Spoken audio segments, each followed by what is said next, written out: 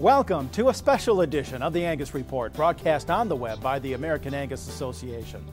I'm Bob Cervera. This week, we focus exclusively on GIPSA, the USDA's grain inspection, packers, and stockyards administration, and its proposed rule on livestock marketing. USDA announced the proposed GIPSA rule mid-June and says it would prevent packer-to-packer sales and require sample contracts to increase market transparency. Buyers would have to keep records justifying any differential pricing to producers. Proponents say the rule could provide a fair playing field and preserve competition in a consolidating industry.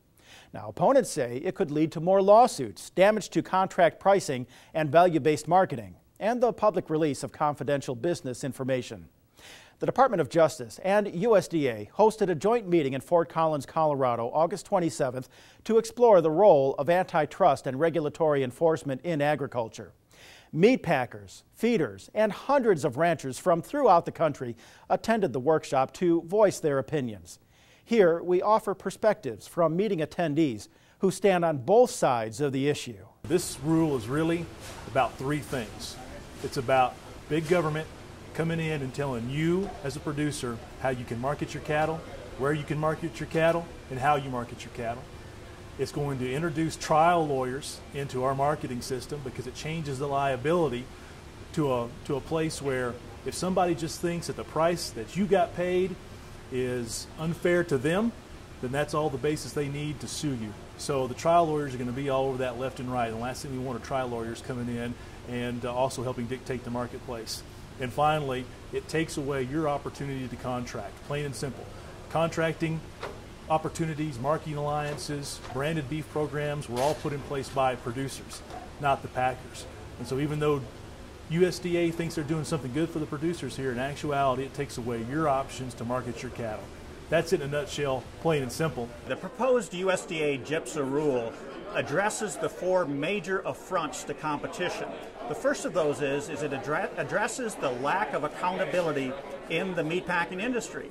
This rule clarifies that if a meat packer engages in unlawful activity and harms an individual cattle feeder, that feeder will continue to have protections under the Packers and Stockyards Act. The feeder doesn't have to first show that his neighbors were harmed as a result of that unlawful activity. The second affront that it addresses is the lack of documentation in the industry. USDA currently doesn't have the ability to determine if the packers are following this nearly 90-year-old Packers and Stockyards Act because the packers are not providing the information to demonstrate why they are paying different prices, offering different terms, paying different premiums and discounts to one producer versus another, even if the quality of cattle are the same. So we need that documentation. The rule provides that. The third affront it addresses is the lack of transparency in the marketplace. It does this two ways.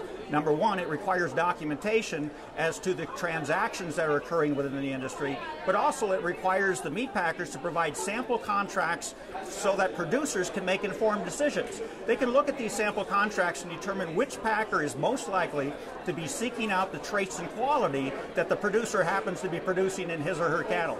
And the fourth front that this rule addresses is that it addresses the consistent and ongoing anti-competitive practice that are known to exist already in the marketplace. Number one, we know it is inherently anti-competitive for a meat packer to sell livestock to another meat packer, which eliminates that second meat packer's need to go out into the competitive marketplace and purchase the supply needs that they have. The second major ongoing activity it addresses is when three packers get together and they actually hire one single buyer to buy all the cows and bulls that those three packers might need. As a result, they have eliminated competition in many of the auction yards across the country. Well, we've seen a pretty extraordinary increase in the quality of the product over the last 15 years.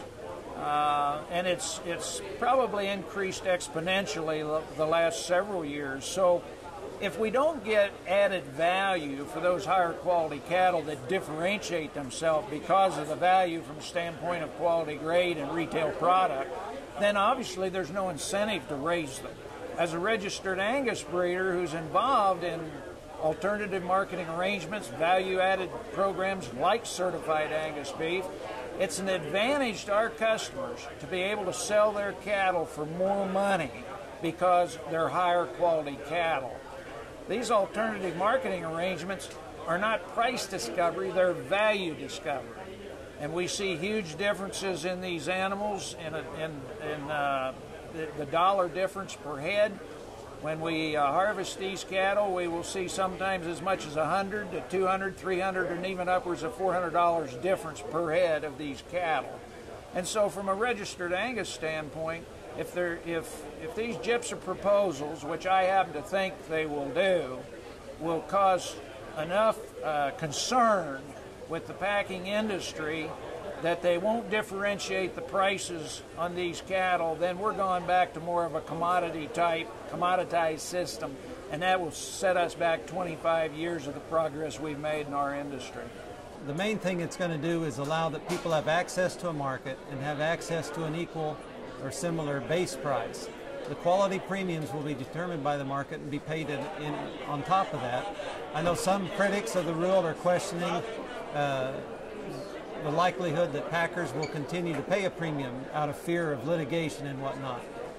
I can't think of anything more unreasonable, to use the term in the law, than for something like that to happen. The incentive will be there for the demand of the product that they need, and for them to continue to pass along to producers that are willing to produce and make the changes in their operation to supply the quantities of those high quality products that they need. So the way the language is in the law now, and from what initial reaction from GIPSA personnel has been, that they do not intend to impact the structure of the market to provide premiums for desired product. Visit www.gipsa.usda.gov to learn more about the proposed rule. Producers may submit comments via email to comments.gipsa@usda.gov until November 22nd. And that's all for this Angus Report. Join us next week when we provide the American Angus Association's latest news and information.